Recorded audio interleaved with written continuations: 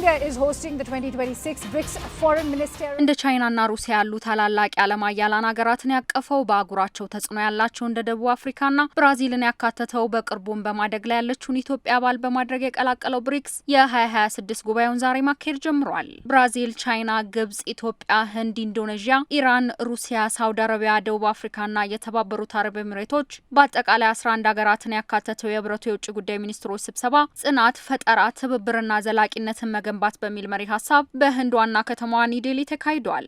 ምንም እንኳን ጉባኤው በየዓመቱ የሚካሄድ ቢሆንም 1/5ኛውን የዓለም ነዳጅ የሚያልፍበት የሆርሙዝ ሰርጥ እገዳ በቀጠለበት የብሪክስ የውጭ ጉዳይ ሚኒስትሮች በህንድ መገናኘት ከጉባኤው ፍሬያማና ለዓለም አሁናዊ ፖለቲካ ትንሽም ቢሆን መፍትሄ ጠቋሚ ሀሳብ የሚፈልቅበት ሊሆን እንደሚችል ተጠባቂ ነው። የጉባኤ አስተናጋጅ የህንድ የውጭ ጉዳይ ሚኒስትር ኤስ ጃይሻንካር በስብሰባው ባደረጉ ንግግር በዓለም አቀፍ የውሃ አካላት ላይ ደህንነቱ የተጠበቀና ያልተቋረጠ የባህር እንቅስቃሴ እንዲደረግ ጥሪ አቅርበዋል። የኢራን የውጭ ጉዳይ ሚኒስትር አባስ አራክቺ አሜሪካና እስራኤል በቴህራን ላይ መርህ አልባ ሲሉ የጠሩትን ጥቃት ፈጽመዋል ሲሉ ከሰዋል። ጉባኤው ድርጊቱን እንዲያወግዝም ጠይቀዋል።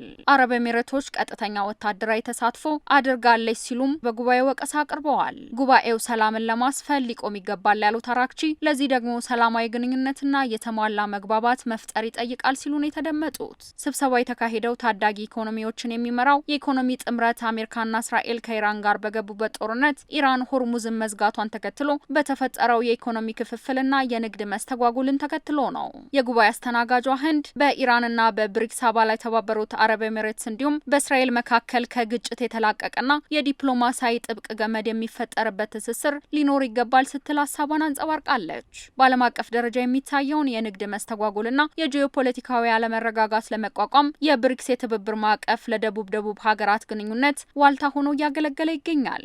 እንደ አውሮፓውያን አቆጣጠር በ2009 የመጀመሪያውን ጉባኤ በሩሲያ ያካሄደው ብሪክስ ዛሬ 18ኛ ጉባኤው ላይ ደርሷል።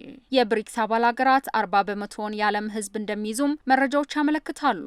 አባል ሀገራቱ በማደግ ላይ ባሉ ሀገራት ለመሰረተ ልማትና ለዘላቂ ልማት ፕሮጀክቶች ሀብት የማሰባሰብ ዓላማውን ኒው ዲቨሎፕመንት ባንክ ኤንዲፒን በ2014 አቋቁመዋል።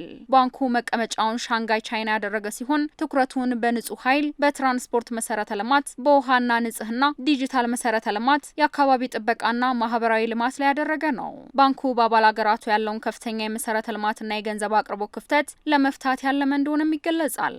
ብሪክስ የብራዚል፣ ሩሲያ፣ ህንድ፣ ቻይናና ደቡብ አፍሪካን የመጀመሪያ ፊደል በመጠቀም የተፈጠረ ቃል ነው። ባለፈው ዓመት ብራዚል የብሪክስ ስብሰባ ማስተናገዷ የሚታወቅ ሲሆን የዘንድሮን ደግሞ ህንድ በማስተናገድ ላይ ትገኛለች። ከአንደኛው ስብሰባ በስተቀር ሁሉም ስብሰባዎች የሚከናወኑት በህንድ ጠቅላይ ፍርድ ቤት አቅራቢያ በሚገኘው የኤግዚቢሽን አዳራሽና የስብሰባ ማዕከል በብሃራት ማንዳፓም ነው። የህንድ የውጭ ጉዳይ ሚኒስቴር እንደገለጸው ጉባኤው በዋናነት የኢራኑ ጦርነት ላይ ቀዳሚ አጀንዳ አድርጎ ይወያያል። አሜሪካና እስራኤል ኢራን ላይ የከፈቱትን ጥቃት ተከትሎ የተጀመረው የኢራኑ ጦርነት ዛሬ 76ኛ ቀኑን ያስቆጠረ ሲሆን ግጭቱን ለማስቆም ዲፕሎማሲያዊ ጥረቶች እንደቀጠሉ ናቸው። ዛሬን ጨምሮ ነገ የሚካሄደው የብሪክስ ጉባኤም ይህንን አሳሳቢ ግጭት ለመፍታት ሰፊ ምክክሮች የሚደረጉበት ነው።